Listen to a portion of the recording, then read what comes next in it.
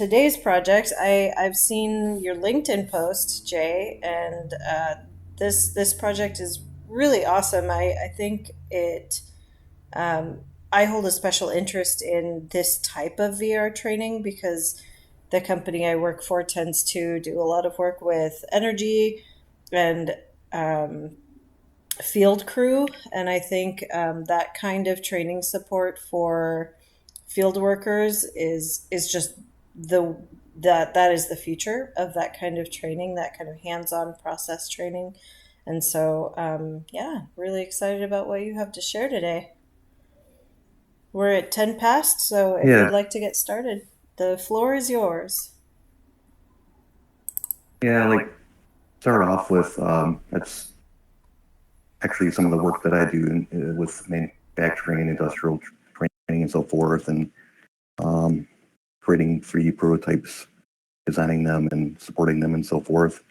So that's how I went this direction into VR because there's a lot of growth in this area, and I've attended other events where um, a lot of people also say that manufacturing is one of the biggest areas of growth in VR, and you can kind of see why. I'm sure if you think about it. I mean, there's just a lot of like more physical learning with VR is perfect for.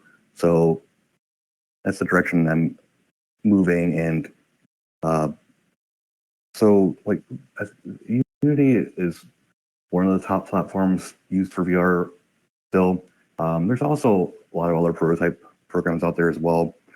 So um, this is one I'm more familiar with at this moment. So I figure I'd share my knowledge on this, and hopefully others can take something away from it as well. Is that's my goal to kind of share my knowledge. So um, and I've got a good process handle uh, uh, down right now. I'm good handle on it. So I'm going to share my process that I've been going through these. So um, first of all, I'm going to show a video of like the full prototype, and this will be like what it looks like if you're putting on your headset and running it. Headset, Quest headset.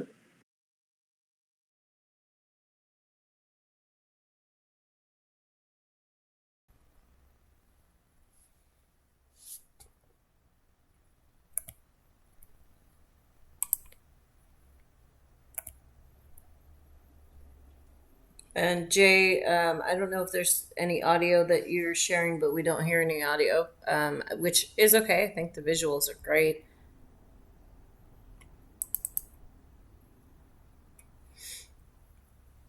I can try to put the audio on real quick here. I think I need to share it.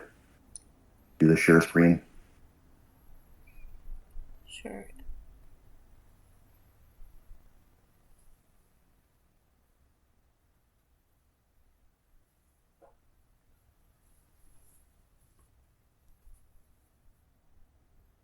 And Yovi put in the chat that it's $60 for the um, I Learn conference online. So thank you for finding that for us, and looking forward to seeing you there. But yeah, let's get back to it. I like that you added narration, and I remember that from the LinkedIn post. That's why I mentioned.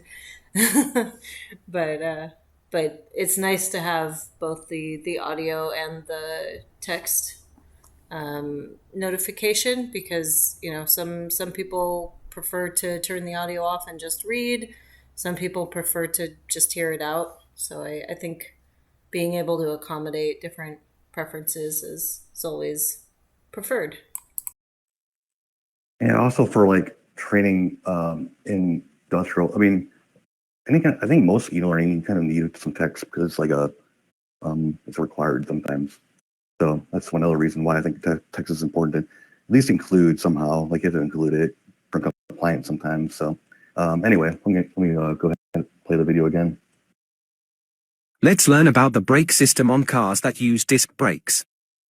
Teleport to the area of the green mat on the ground under the car and next to the brake pedal. Press and hold the trigger button to aim at the spot on the mat. Release the trigger button to teleport there. Touch the part that was briefly highlighted orange.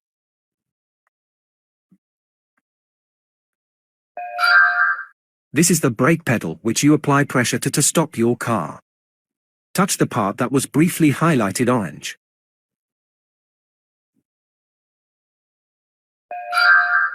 The brake booster is attached to the master cylinder, which bolts up against the engine side firewall. The brake booster is located between the brake pedal and the master cylinder.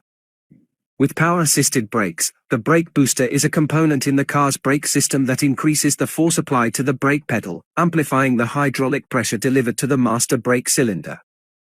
Basically, it multiplies the force supplied by your legs to the brake pedal further, allowing for more effective braking. Touch the part that was briefly highlighted orange.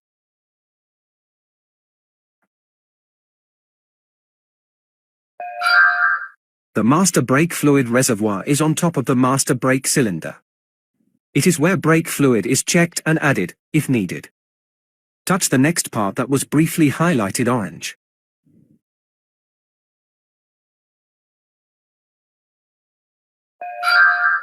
The master brake cylinder is in front of the brake pedal, mounted on the other side of the car's firewall.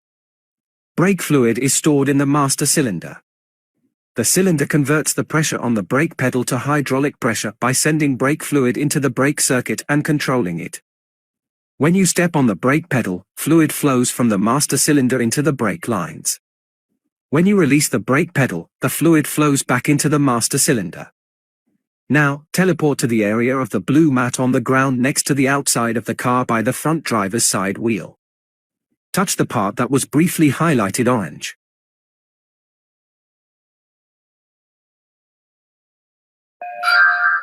For cars that use disc brakes, the rotors are also known as the discs.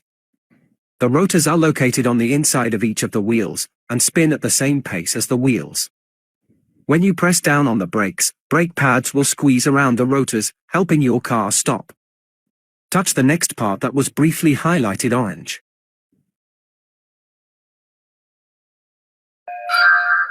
This is the caliper.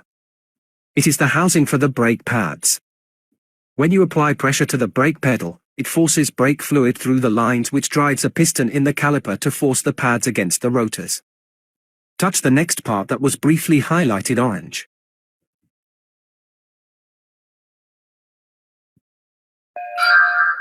The brake pads lie between the rotor and the caliper. Brake calipers apply pressure to the rotors when the brakes are applied. Brake pads contact the rotors and cause friction to slow and stop your car.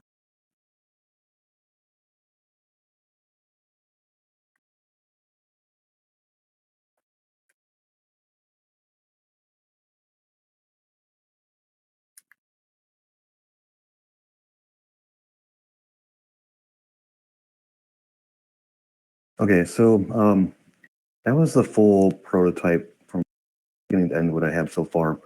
And so I'll show that process of how I created those steps from a higher level here. So like some basics first though, I wanted to note some 3D model websites that you can use as like you can grab some models that are to start off with, you know, so you're not creating everything from scratch. Sometimes you can find some really good stuff on Unity Asset Store, for example. Sometimes the logos are already formatted and modified and optimized for your Unity already. So, and some are free. Like it might be a little bit harder to find exactly what you're looking for there, but there are some good things that you can find on there though. So I would say definitely look for that. Look on that website for maybe you're looking for like an environment, for example, some kind of room, and you might be able to find it on there. A little pre-built room that you can modify further. So the other ones here below that link, Turbo Squid, Trader, Sketchfab, and 3D Find It. Basically, a lot of people will upload their 3D models for free. You can download a lot of them for free, and sometimes they'll sell them for a certain price. But you can like set each of these sites to filters, so you can find the ones that you're maybe just looking for some free ones. Find some on there that are pretty nice still, or you want to pay a few bucks to buy a better one, then you can like find some that are price range, just like different shopping websites have that function now. So, and you can also look for some that are like maybe royalty free, for example, things like that. So, 3D Find It has CAD models, which are like a lot more precise and like, I don't know if you're looking for like more industrial stuff or manufacturing equipment, then that has like a lot of that stuff on there. So the TouristWith 3D Trader and Sketchfab has a good mix of things, but yeah, they all have some good stuff. So I recommend all those ones. And you can find, usually they'll have models available in the common 3D model formats, which are FBX and OBJ file formats, which are two of the most used ones for Unity purposes and so forth. You can import into Unity natively. So sometimes these links will also have like file formats made specifically for pieces of software, 3D modeling software, like Maya, for example, have a Maya kind of file, and you may have to convert that somehow, but into FBX or OBJ to go into Unity. So just something to keep in mind. Something I'll throw in on the on finding assets for a lot of these projects, you might find that you need a very custom model, something that's very specific to your company or industry, and if you're not finding that available for purchase on the asset store, know that like if you're building a prototype, you can probably substitute something for it and like leave a disclaimer and say like this is just what we have for right now, but we're working on getting the correct model number in a 3D object format um, through an artist doing custom work or something, and those places might be good places to find 3D artists who do that kind of work. So if you see someone who's made a similar model, it might be, and you need something custom for your company or your client's company, then it might be worth reaching out to them and saying, hey, are you available for freelance or contract work to create custom assets, in this vein, and then like, they should be able to provide the specs for that and the materials that they'll need to create that asset for you.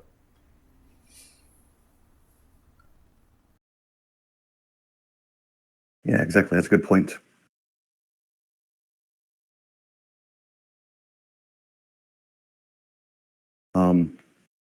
This Unity asset that I used is called VR Builder, and it was free up until a month ago. I started using it, I don't know, beginning of this year sometime, I think, or beginning of the year, around there. And I found it was very useful. So this is why I'm showing this process using this asset. It's a visual scripting tool, which I'll show some of these examples of how you use it in just a minute here. But there's are links that you would go to find it on the asset store, as well as you can still get it for free, and they're offering for free still through their GitHub. You would have to add it through the package manager, so it's a little bit more involved, but it's still possible to get for free if you wanted to do that. Although otherwise it's $20, which isn't bad actually for how useful it is. So something to keep in mind. It's I think it's a fair price to pay for something useful like this. So, but if you did want to add it through GitHub, go through package manager and add it there in Unity. So, little plus icon, add package from Git URL, which is the Git link. Which you would find in this link here. There's a page that'll open up when you go to this website, and there's a green code button, which has a little arrow that drops down. If you click on it, it has like the Git link there. So edit manually just by going under the package manager, like I said, and adding it that way. If you wanted to do the free, for me to try it out first and see how it goes. And, so two different options there.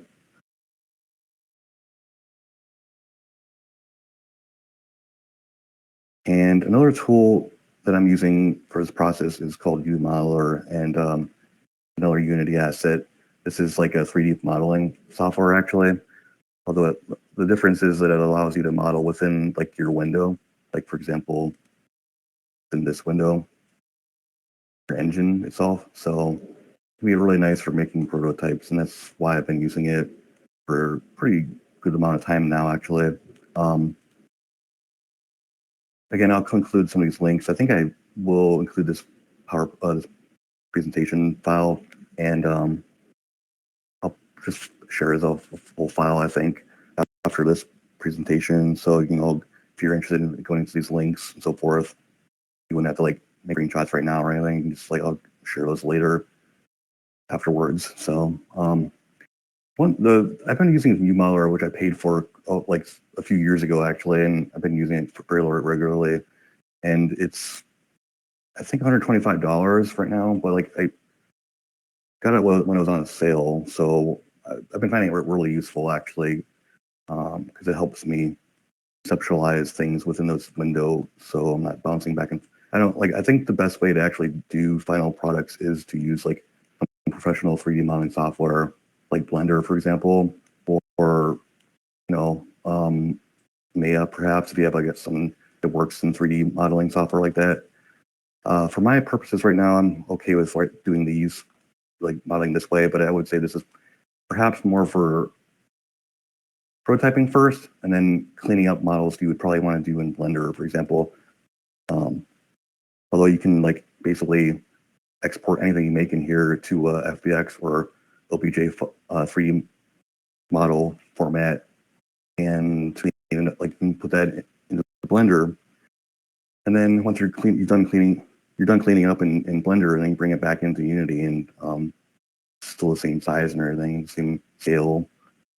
Unless you changed it, of course, but yeah, as you can see, like I made all of these brake fluid lines myself, and I ended up like cleaning up some like brake pads and parts of this model here. This was actually like 3 different things put together.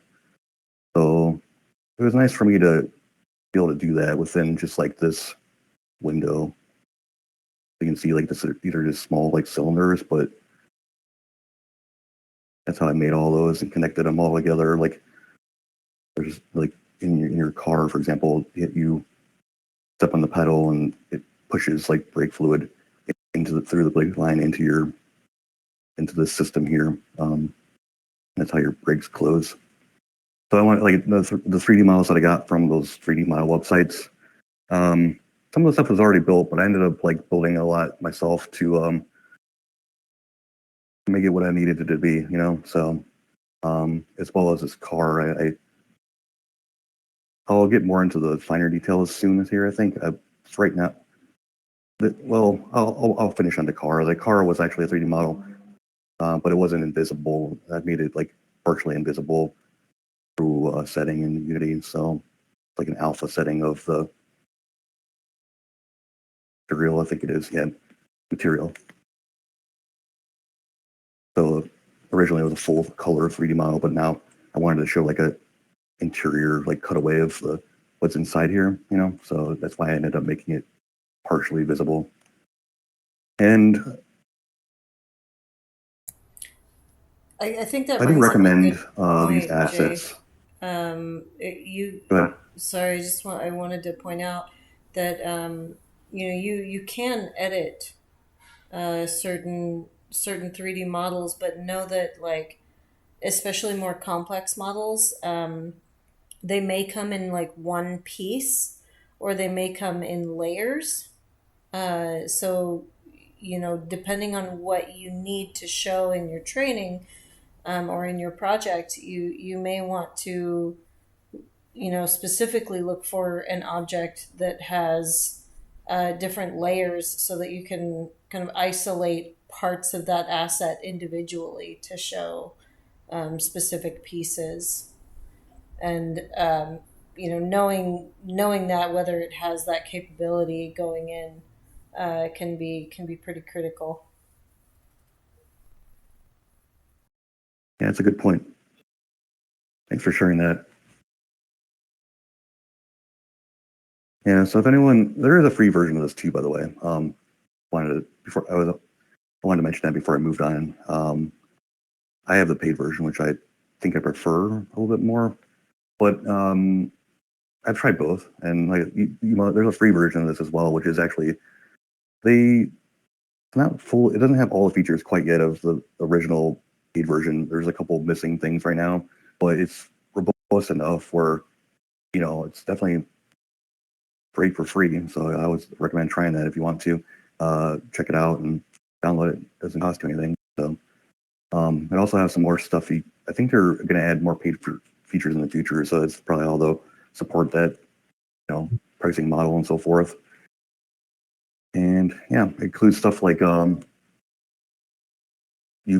editing and so forth within the engine, within Unity, and some AI texturing stuff. I haven't really used those two things a whole lot yet, but those are kind of nice features to have, like especially just right inside the engine itself. So check it out if you want, if you feel that might be useful for you. So like, it's for any new VR project I've been working on lately. I've been a few of these prototypes up to this point. This one including another one that was focused on airplane fueling process rather, an airplane through the wings. I'm also building another version of this brake prototype as well. Like I'm adding on to it more and more. But to begin with any project, you have to go through this window. It's like a little wizard window. Most assets will have like some kind of like wizard you go through to set up your project.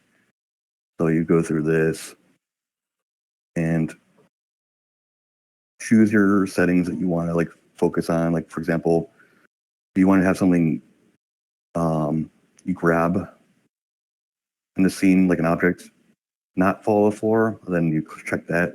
And there's some other settings here with localization and things like that.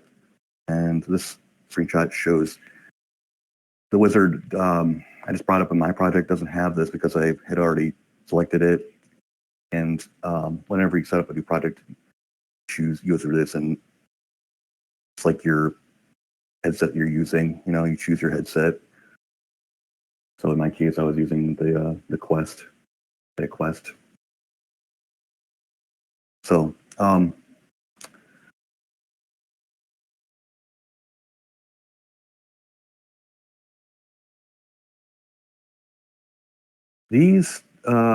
so there's a couple of like more advanced things you would need to do to set up your project as well. In addition to like that wizard you go through, you have to like set up if you want to publish your headset, then you need to go through this, which these links kind of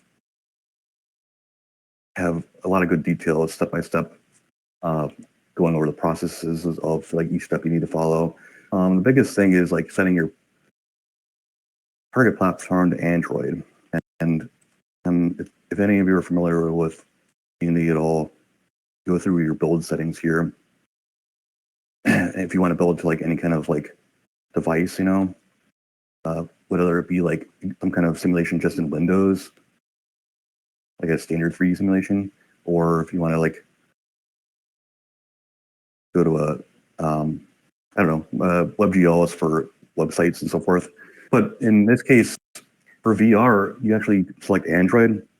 And that was a little bit interesting. I was thinking at the very beginning, but it makes sense because what I found out was that you set it to Android and you go through all these other settings because the apps on Quest currently are same file formats that your apps on your phone, like Android phone, would use. They're just bigger. I mean, they use the same file format and everything, but they're much bigger apps, of course. So it was something interesting to learn. So just so you know why you select Android for if you want to publish it to your Quest 2 or 3, for example, use that setting. So after you've done that, you go to your project settings, XR plugin management, project validation, and fix all. So that's up here. And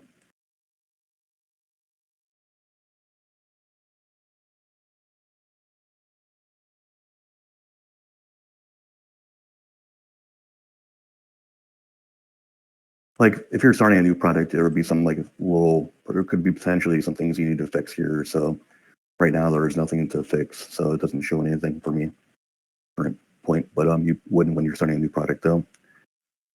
So once you're finally done setting all that up, finally start with the fun stuff. So now you get to go into the Unity editor and start making what you have dreamed of, you know, like your ideas that you've probably written out. Like I actually started writing out like some of my actions on what I wanted to accomplish first before all this.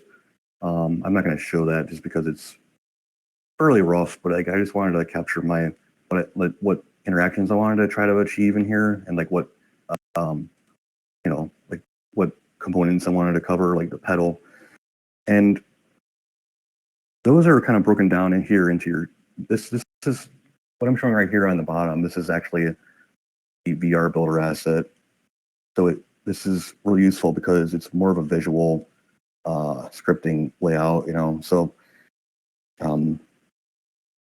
it's great for making something quick.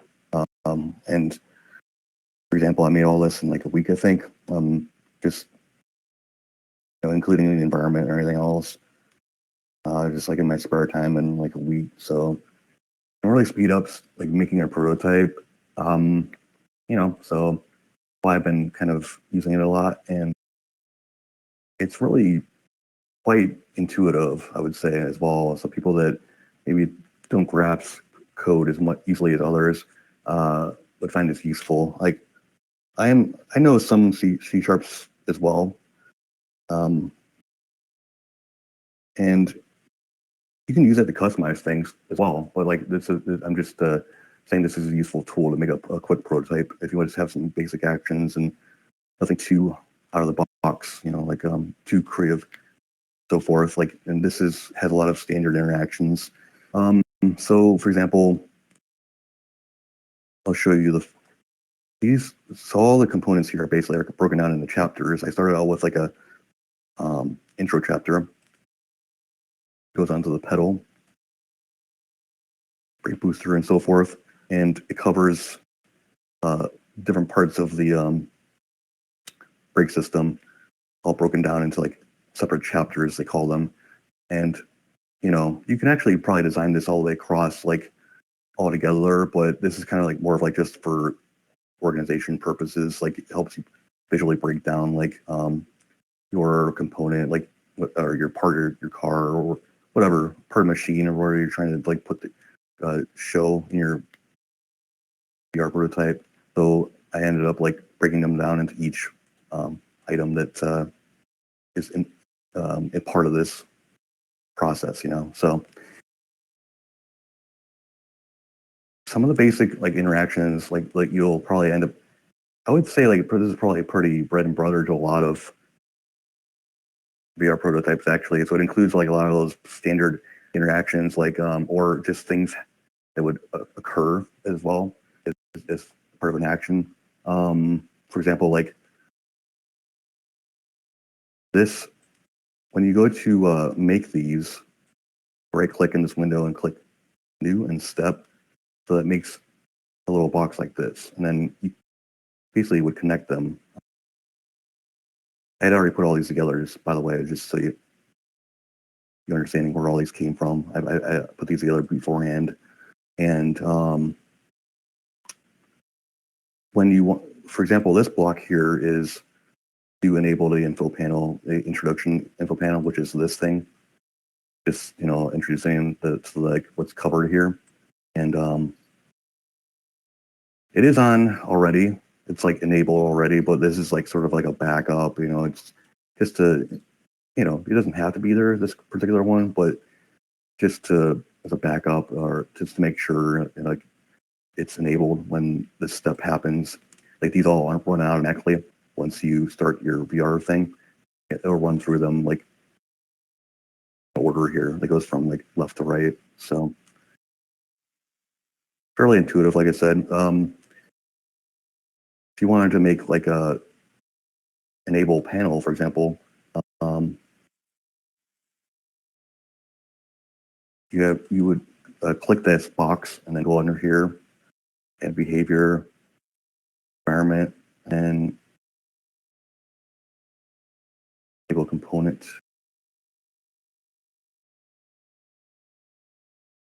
Or rather, it's enabled objects. Yeah.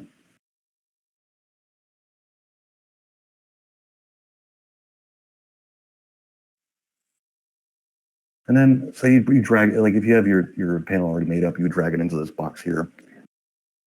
So this is where this came from in this box, for example.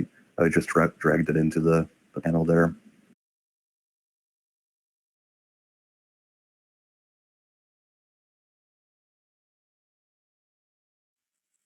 And then these other ones are for sound and so forth. Like if you want to play a sound,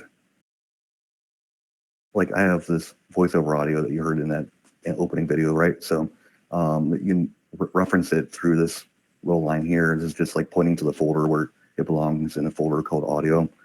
And then under there, you see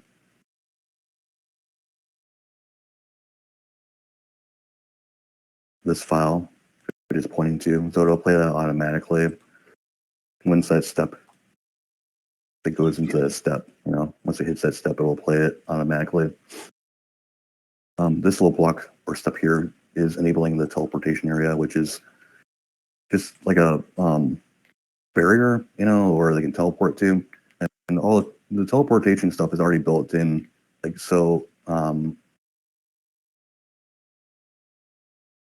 all you need to do is basically set up your area where they can teleport into and where you want to keep them away from. Like, I'm not sure if you can really see that, like the circle here well or not, but it basically encompasses like the car, where the this cutout is, this side view of the braking system here, brake pads and so forth. So I didn't want them to go back here, so I didn't include that, as part of the teleportation area. So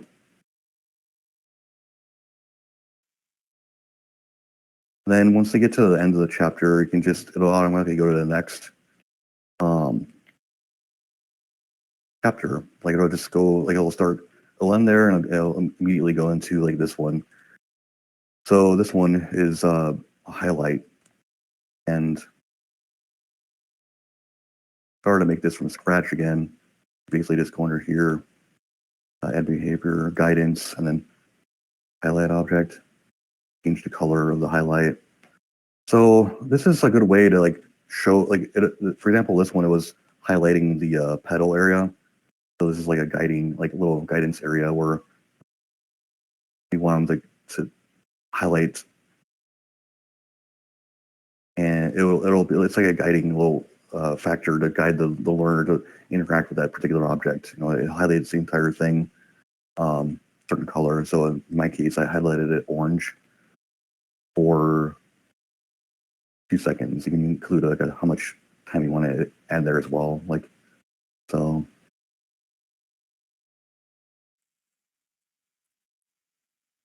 pretty useful.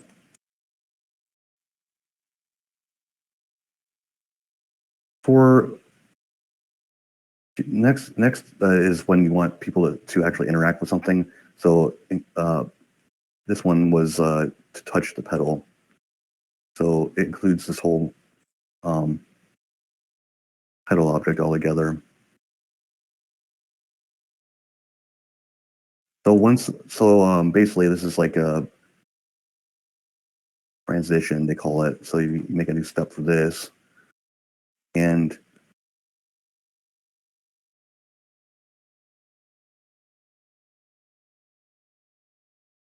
touch object. and you would drag your model into that box as well, like that. And that's how it can connect the two. If you're like, if you want to like have this, have the user interact with that or touch that before they're able to move on, and that's how you connect that with the actual action that's happening or what the thing that you need to have them do before they can move on. So as you can tell, this is kind of like a little bit of a linear asset, and it's good for like what processes it's to follow certain steps, you know. So in my case, it's been working out pretty well. I've actually have mixed up a bit where I was able to make like a less linear like sample for them to freely walk around like in another prototype I was working on. You can more freely walk to each like area, like not in particular order, but it involves a little bit of creativity. But for this meetup, I just wanted to focus on the basics and so forth, and you know, to show you what was in here, like what things are you're able to do, and like disable. This is one right here where it disables the first panel that I was showing, so it'll turn it off and so forth, rather than like keep on showing it. So it turns that off and turns the next one on. Then the pedal info panel would show instead of the initial one that was shown in the beginning, you know. So, and it plays an audio chime. So then the audio will play for the pedal, the voiceover audio, and repeat. So it'll go to the next step after that, so the brake booster. So that's pretty much the gist of it. The couple of extra things that I found in this was that were really helpful were teleporting points and so forth. Like you see these feet here. So for example, if we wanted to maybe add some more guidance and for a user or a learner to guide into that particular spot before they can move it on, then this allows them to do that. So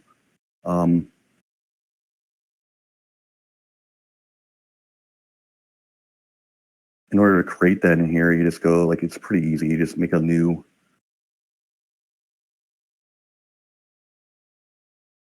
game object, and once, like,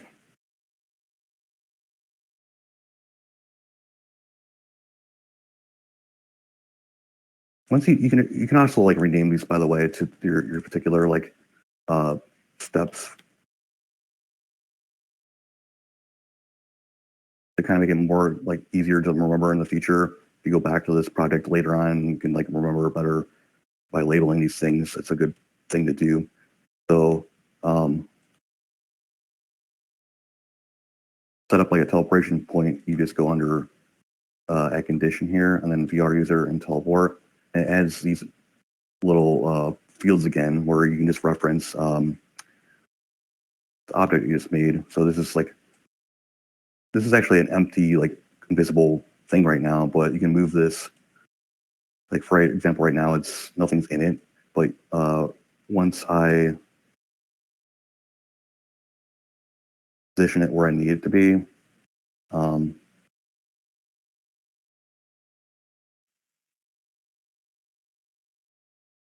that give you a nice visual if you're done with it.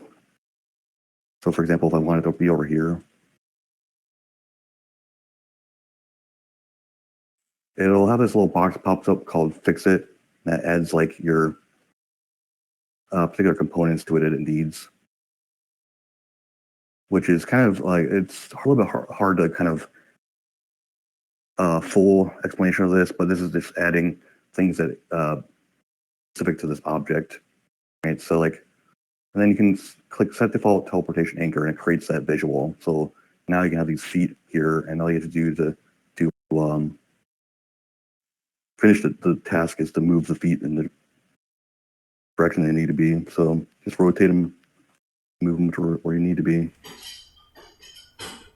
Jay, I was So wondering, this video, sorry, I was just wondering, do you have to set the height, or does it just kind of, or like to a specific level, or does it just kind of automatically do that based on your camera height, like where your player kind of automatically would see from. Hey, from my understanding, it kind of sets it automatically. There probably is like another feature or something, an option there where you can probably set the height of the ball. I haven't. Uh, it's something to look into. Although, like, it starts. Yeah, like I think. Uh,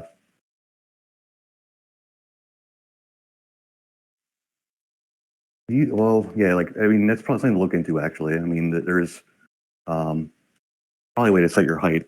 I don't have an answer to that right now, but there are a lot of settings in here that I haven't gone through and touched quite yet. But that's yeah, I'm sure there is an option there for that. Yeah, yeah. I was thinking it might make sense for it to like. I wondered like if they're showing the feet because that's kind of like setting the ground level, and then that way you can move it up if you want them for whatever reason to like teleport to a higher location, or like if you have terrain with different heights, you might want to like move one of those to a higher point or something like that. So. Oh, well, in that case, yeah, you can move them up just like that. Like I was trying, I didn't understand your question, I guess, at first, but like, for example, I made a airplane fueling prototype as a ball where they have to step onto a ladder to get up to the wing. So I put it like, imagine there's a ladder right here, and so like I put this teleportation point up on a ladder. As long as you point there's like a little ray cat, like a uh, laser. I don't know. I would say laser, the thing that visual indicator that shows where you're teleporting to. As long as you point at that little spot, it'll put you up there. And then once you aim at the ground again, it'll teleport you down to the ground as well.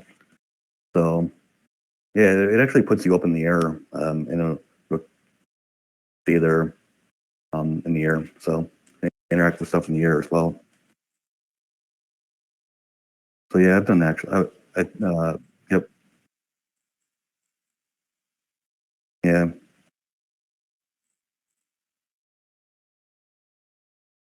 So I'll quickly like show this video of what the Let's learn about the brake system on cars that use disc brakes. teleport point Teleport looks to like. the area of the green mat on the ground under the car and next to the brake pedal. Press and hold the trigger button to aim at the spot on the mat. Release the trigger button to teleport there. Touch the part that was briefly highlighted orange.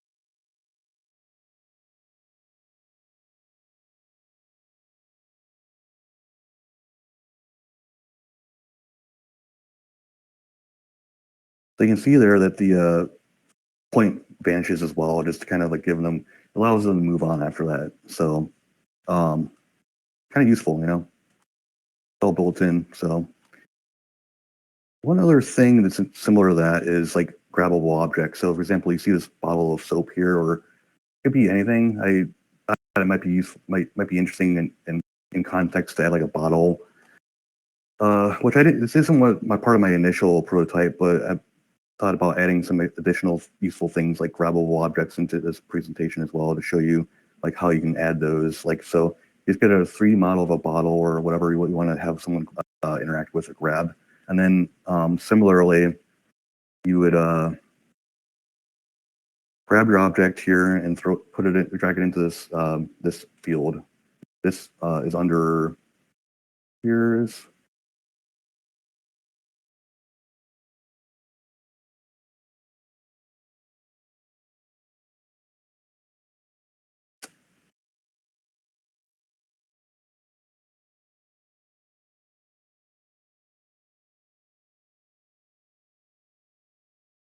Oh, that's for the panel actually. The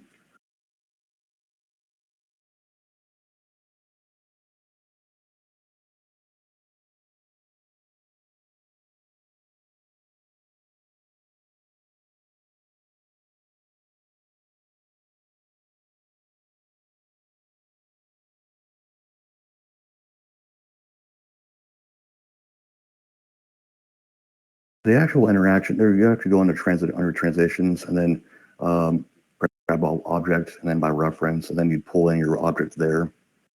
So bottle into this area here. And that's how you would create like a grabbable object. Like it'll make it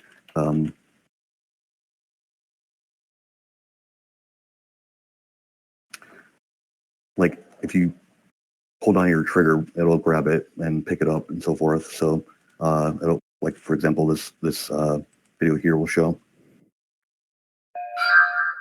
This is the caliper. It is the housing for the brake pads. When you apply pressure to the brake pedal, it forces brake fluid through the lines which drives a piston in the caliper to force the pads against the rotors. Touch the next part that was briefly highlighted orange.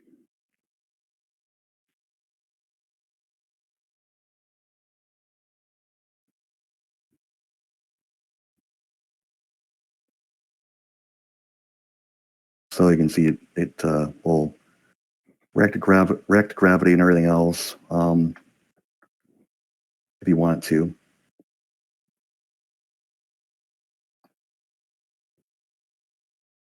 Have it interact with gravity, actually, you need to, under rigid body in your inspector for that object, use gravity. Then when you let it go, it'll fall on the ground. If you don't want it to fall on the ground, you uncheck it. So just hover there. So moving on, some other basic stuff like this is, I won't read all this out, but like if you want to maybe look at this later and read it for yourself, and feel free. But basically, every like prototype I've built so far has in these text panels, and as I was explaining earlier, they're kind of like made visible and invisible just by each of these show intro info panel and then hide intro info panel on the other steps here, and then the next one will pop up with show pedal. So this pedal will show up later after that, you know. So these are just on the canvas, which is really, it's more involved than this will cover this time. This is another topic of itself, but basically you put all your UI elements, your user interface elements in the canvas, and this is just like an image. So it has like a little bit of a transparency on it set here, and the text is cool for that there. You type all your text in there. And similarly, as the other things I've shown earlier, like you just drag your panel into this little slot here, and it'll turn it on or off. There's another one for disable. It says enable. So if you want to have that be enabled, you drag that in there, like just like that, and it will turn it on for you. So I'll try to move as quickly as possible because I know we're kind of getting down to the end of the hour here. So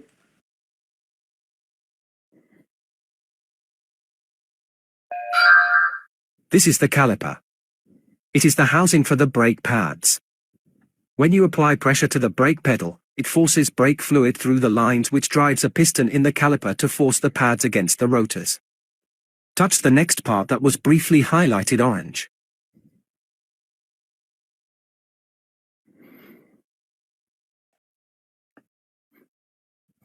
So as you saw earlier, there was like nothing there. So now there's a panel that showed up. Go ahead. Sorry to interrupt. I was just curious about the audio. Was this like a voice actor you used, or was this AI generated, or?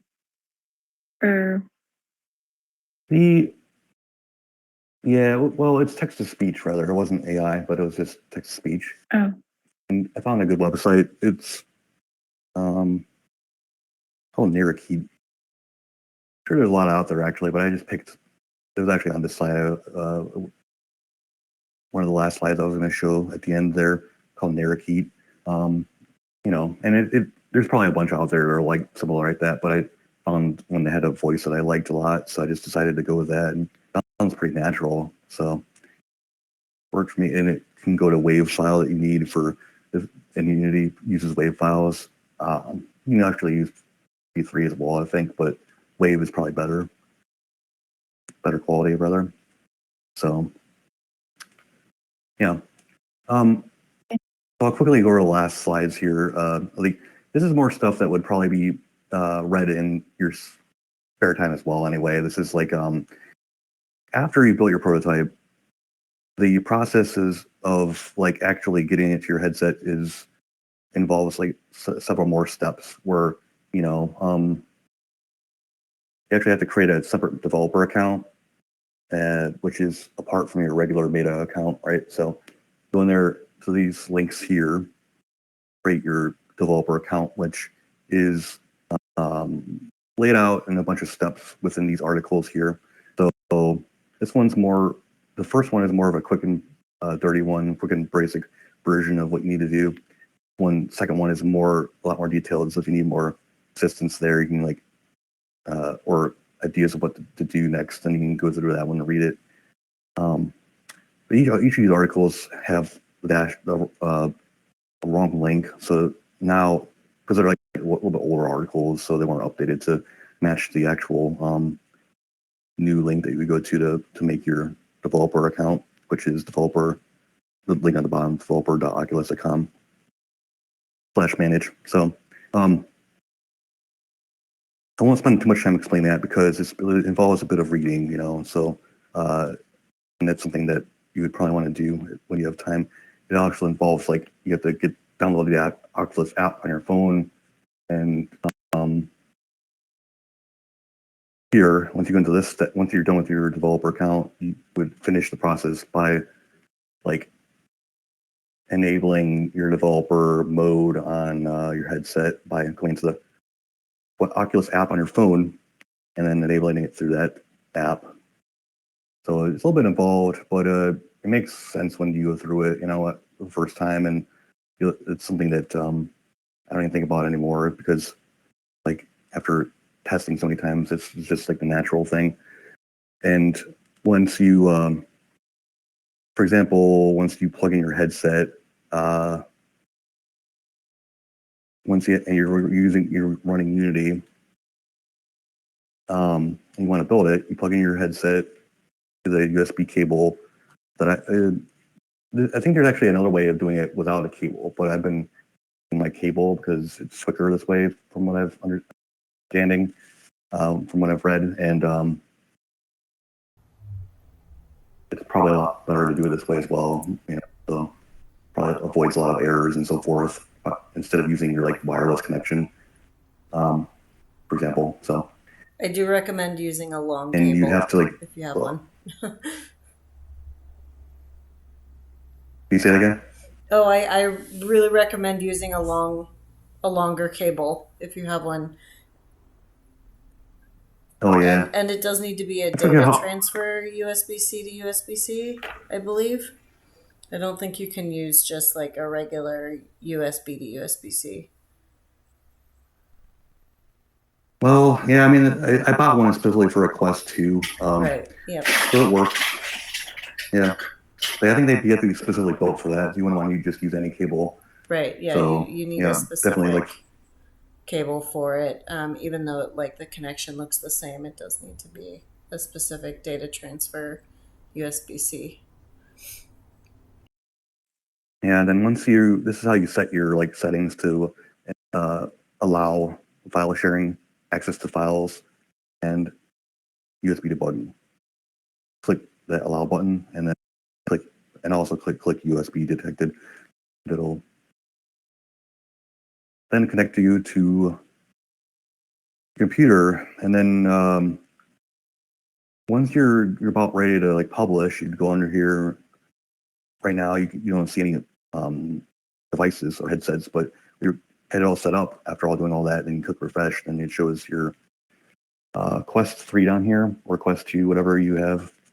So my process was covering Quest 2 and 3. So I know it works for both of those. The process might be a little bit different, obviously, for other devices, so just keep that in mind. But I have tested on both 2 and 3, and 2 and 3 are very similar, actually, headsets, besides like the pass-through stuff and increased power of Quest 3. It actually varies very similar to the same user interfaces that you do on Quest 2. So this will cover both. So I think it kind of wraps up things up for the most part. There are some additional details, additional things that I've added to this prototype, which were for increasing performance. And yeah, just like when you're building for a headset, you have to be aware of that stuff, like how it runs and doesn't filter and crash and all that good stuff. So you have to think of ways to make it more performance efficient and all that and run smoother. So I took some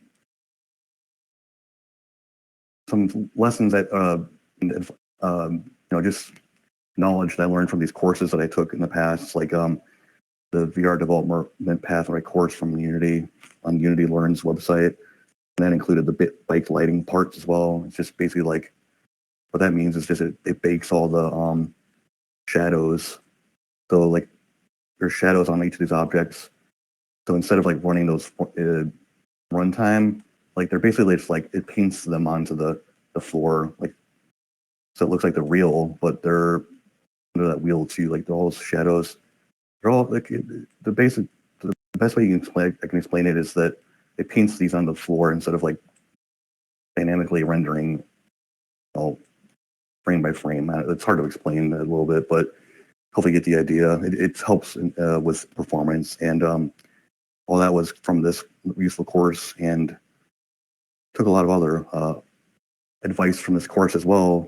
For example, how this is kind of focused on the XR Interaction Toolkit, which I'm using in a newer version of this prototype now.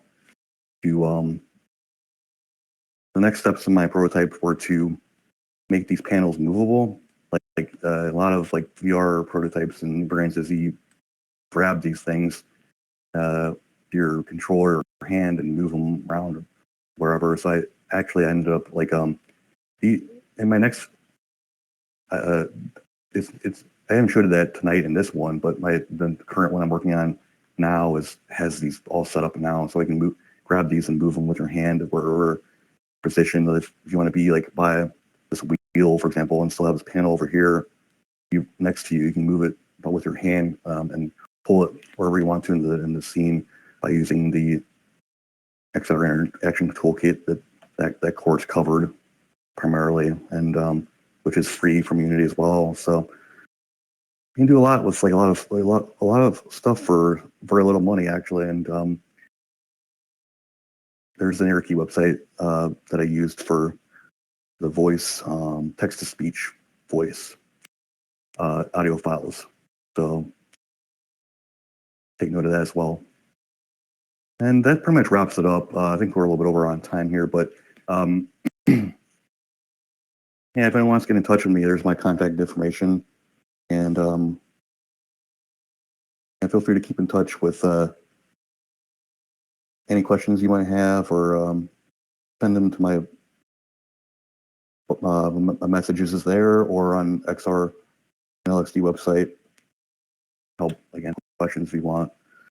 So that kind of wraps it up. What I'm planning on doing is adding this presentation file somewhere in the XRLXD Meetup channel Slack there eventually. So Yeah, please do. I'll have access to all the links that I included here. Yeah, So there's that'll be tons really of info helpful. you can. Thank you, Yeah, Jay. there's like a bunch of info you can get from that. That was really awesome. Thank you. I think it was a really good rundown of like what's involved in creating a project in Unity, and showing different features and functions, and yeah, that was really great. Thank you. Definitely post the materials in the Slack channel for folks who aren't able to make it.